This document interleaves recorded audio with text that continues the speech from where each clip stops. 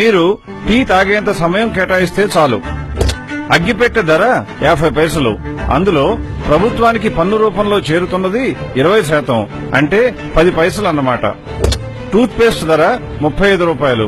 అందులో ప్రభుత్వానికి పన్ను రూపంలో చెందుతున్నది దాదాపుగా 20%, అంటే 7 రూపాయలతో సమానం. అందరం వాడే సబ్బు విషయానికి వచ్చినట్లయితే దీని ధర 10 రూపాయలు. ఇందులో పన్ను శాతం 20%గా ఉంటుంది, అంటే 2 రూపాయలు ప్రభుత్వానికి పన్ను రూపంలో చేరుతుందన్నమాట. వంట నూనె విషయానికి వచ్చినట్లయితే లీటరు ధర 60 రూపాయలుగా ఉంది. అందులో పన్ను రూపంలో ప్రభుత్వానికి చేరుతున్నది 20%, అనగా దాదాపు 12 రూపాయలు. ఆదివారం ఆహ్లాదంగా గడపటానికి బయటకు వెళ్తే మీ మీద విధించేటువంటి వినోద పన్ను దాదాపుగా 70%, అంటే 100 రూపాయలు సినిమా టికెట్కు ఖర్చు చేసినట్లయితే అందులో దాదాపుగా 70 రూపాయలు ప్రభుత్వానికి పన్ను రూపంలో చేరుతుంది. మనం ఉదయం నిద్రలేచిన దగ్గర నుండి రాత్రి నిద్రపోయే వరకు వాడే ప్రతి వస్తువుపై పన్ను, చేసే ప్రతి పనిపై పన్ను, చివరకు మీరు వాడే సహజ వనరులపై కూడా పన్ను విధిస్తూ ఉంటుంది ప్రభుత్వం.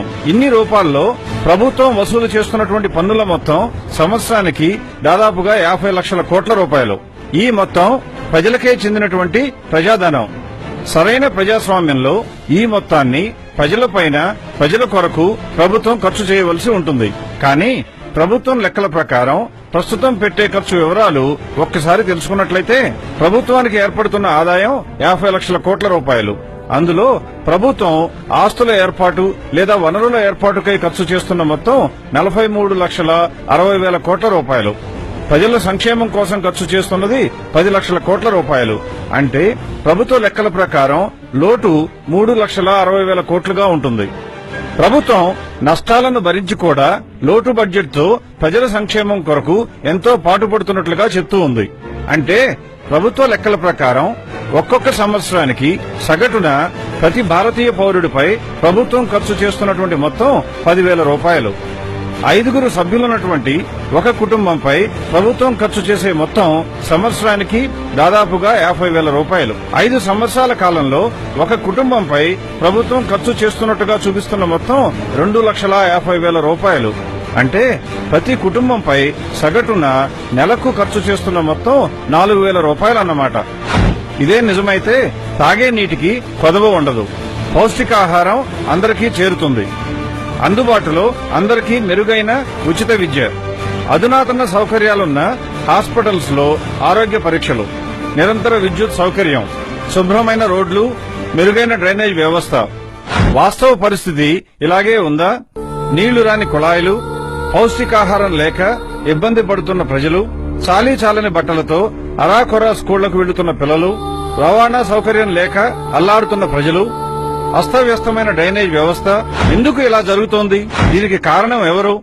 సుమారు సంవత్సరానికి 10 లక్షల కోట్ల చొప్పున 5 సంవత్సరాలకు ఖర్చు అయ్యే 50 లక్షల కోట్లతో ప్రతి కుటుంబం ఎంతో మెరుగైన జీవితం గడపాలి.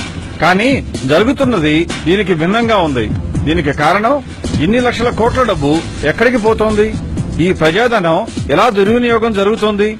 ఈ విషయం తెలుసుకోవాల్సిన బాధ్యత ప్రతి పౌరుడిపై ఉంది. ఇదిగో సాక్ష్యం.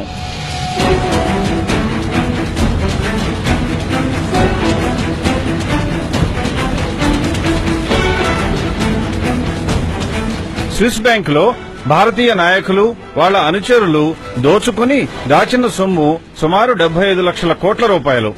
ఒక్క స్విస్ బ్యాంకులోనే ఇంత సొమ్ము ఉంటే మిగతా 20 పైచిలుకు దేశాల్లో దాచిన సొమ్ము ఎంత ఉంటుందో ఎవరైనా ఊహించవచ్చు.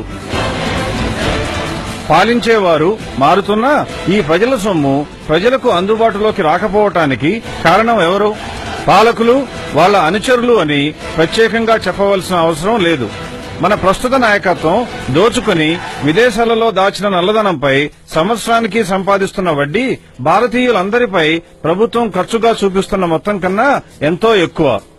భారతదేశం బీదదేశం కావటానికి కారణం ఈ నాయకత్వం. ఇకనైనా మేల్కొనండి. ఒక్క నోటు కోసం ఆశపడి మీకు చెందవలసిన 2,50,000 రూపాయల సంక్షేమ నిధిని అవినీతి పరులకు ధారాదత్తం చేయటం ఎంతవరకు సమంజసం? రండి, కదలి రండి. Like and subscribe Eagle Media Works.